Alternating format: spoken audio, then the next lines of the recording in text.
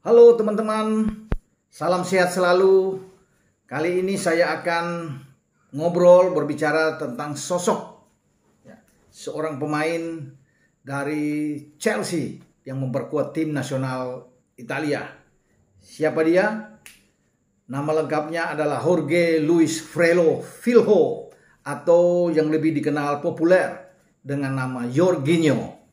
Ini pemain yang masuk salah satu kandidat di Ballon d'Or untuk bersaing dengan Messi, tapi saya tidak akan membicarakan dia. Tetapi bagaimana kemarin sosok ini menjadi sorotan ketika memperkuat Azzurri atau Gli Azzurri Italia di babak kualifikasi Piala Dunia Grup C menghadapi Swiss di Stadion Olimpico di kota Roma, di mana hasil akhirnya adalah 1-1. Dan belum bisa menentukan Italia bisa lolos, tetapi sebenarnya tiket ke Qatar itu dalam genggaman.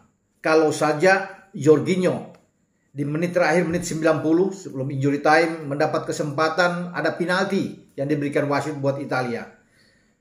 Sayang, Jorginho gagal memanfaatkan peluang ini untuk bisa menjadikan gol. Tembakan penaltinya melayang tinggi, bahkan mungkin sampai ke angkasa, sampai ke atap rumah orang, dan ini di luar dugaan. Biasanya Jorginho itu pemain yang selalu bisa mengambil penalti dengan tenang dan berhasil. Tapi entah kenapa di Italia sudah untuk yang ketiga kalinya ketika mendapat kesempatan mengambil penalti gagal. Dari 8 kesempatan itu 5 masuk dan 3 gagal. Mungkin Anda masih ingat bagaimana di final Piala Eropa di Wembley melawan Inggris. Dalam adu penalti dia penembak kelima, menentukan juga, tapi akhirnya gagal menjalankan tugasnya untuk mengeksekusi penalti. Terbaca oleh Jordan Pickford, ya.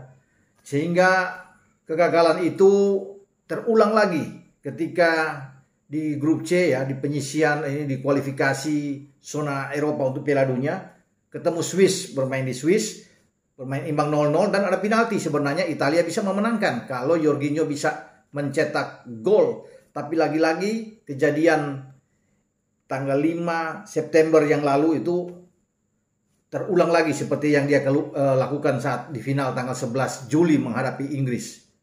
Jorginho gagal melakukan misinya untuk menjadikan gol dan Italia harus puas hanya dengan 1 angka. Kalau masuk Italia menang. Kemarin juga kalau masuk lagi di Olimpico, Italia pasti menang dengan 2-1. Artinya udah pasti lolos. Sekarang posisi Italia itu gawat. Bukan tidak mungkin akan lewat jalur playoff. Ya, kalau dalam pertandingan terakhir mereka bermain imbang melawan Irlandia Utara, kemudian Swiss menang melawan Bulgaria, atau katakanlah Italia menang 1-0 dan Swiss menang 3-0 atau menang 4-0, ya. Swiss akan lolos. Karena selisih poin antara Italia dan Swiss itu hanya 2. Italia memasukkan 13 kemasukan 2, Swiss memasukkan 11 kemasukan 2. Poinnya sama 15 dalam 7 pertandingan. Tetapi Swiss diuntungkan karena bisa mencetak gol tandang, ya. Di Olimpico 1-1 dan di Swiss sebelumnya mereka bermain 0-0. Jadi bahaya.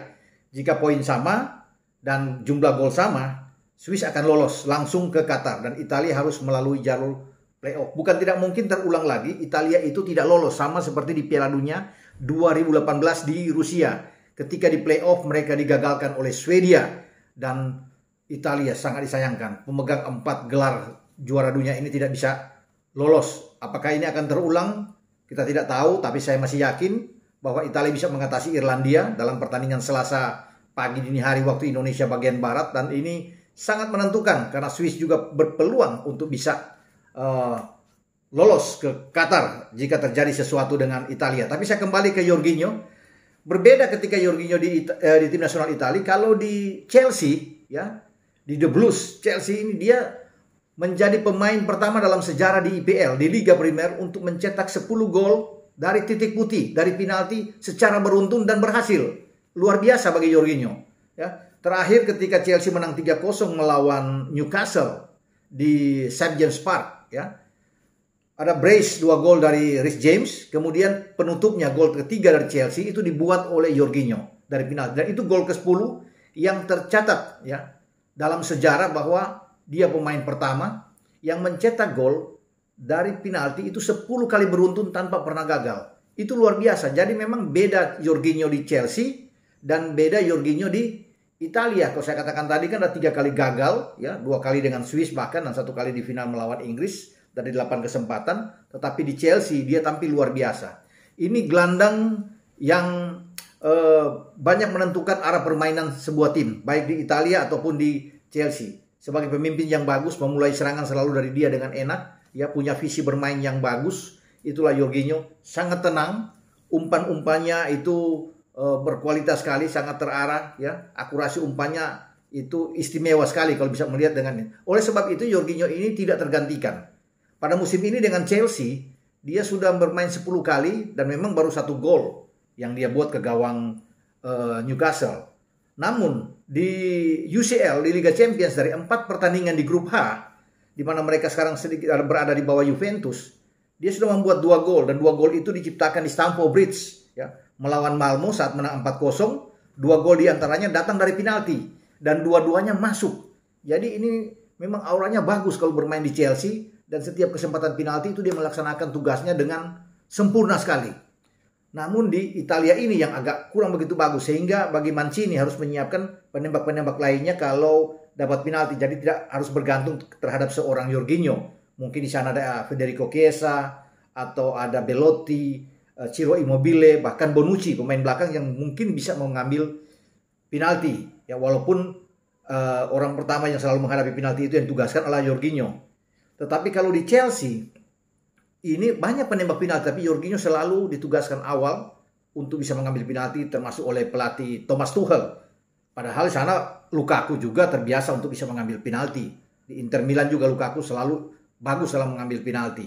Bahkan pemain-pemain belakang Cesar Azpilicueta juga bisa bagus dalam mengambil penalti. Dan Mason Mount ketika mengalahkan Norwich 7-0 di Stamford Bridge, Mount mencetak ada 3 gol, tetapi 1 gol diantaranya itu lahir dari penalti. Jadi di Chelsea itu banyak bisa mengambil penalti, termasuk juga Timo Werner yang bisa melakukan itu.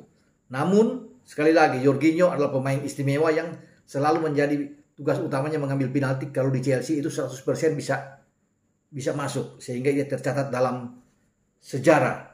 Jadi kita akan lihat ke depannya bagaimana bersama dengan tim nasional Italia dan dalam pertandingan menentukan melawan Irlandia. Walaupun saya katakan bahwa Italia pantaslah untuk bisa lolos, untuk bisa menjadi juara grup, dan juga bagaimana dia di Chelsea. Kalau di Chelsea saya tidak meragukan karena ini pemain yang oke, ya, selalu bisa melaksanakan tugas yang diberikan, yang diemban dengan baik, ya, bisa mengontrol permainan dari tengah bersama dengan Kovacic, juga bersama dengan N'Golo Kante, siapapun yang dimainkan dengan Jorginho selalu ini pemain yang sangat bagus dalam bertahan ketika ditekan dan ketika memulai build up serangan dengan masa transisi.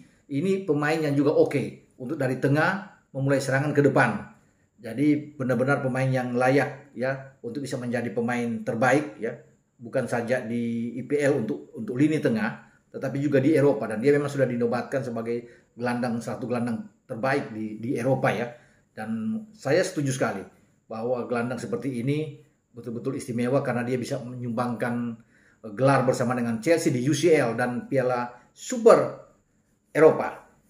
Kita akan tunggu bagaimana perkembangan juga dengan Jorginho ke depan. Sampai di sini pembicaraan saya tentang Jorginho, bedanya bermain di Chelsea dan bedanya bermain di Italia. Ini pemain penting, tapi dalam mengeksekusi penalti itu dia lebih bagus di Chelsea, tetapi kurang begitu bagus kalau di Italia.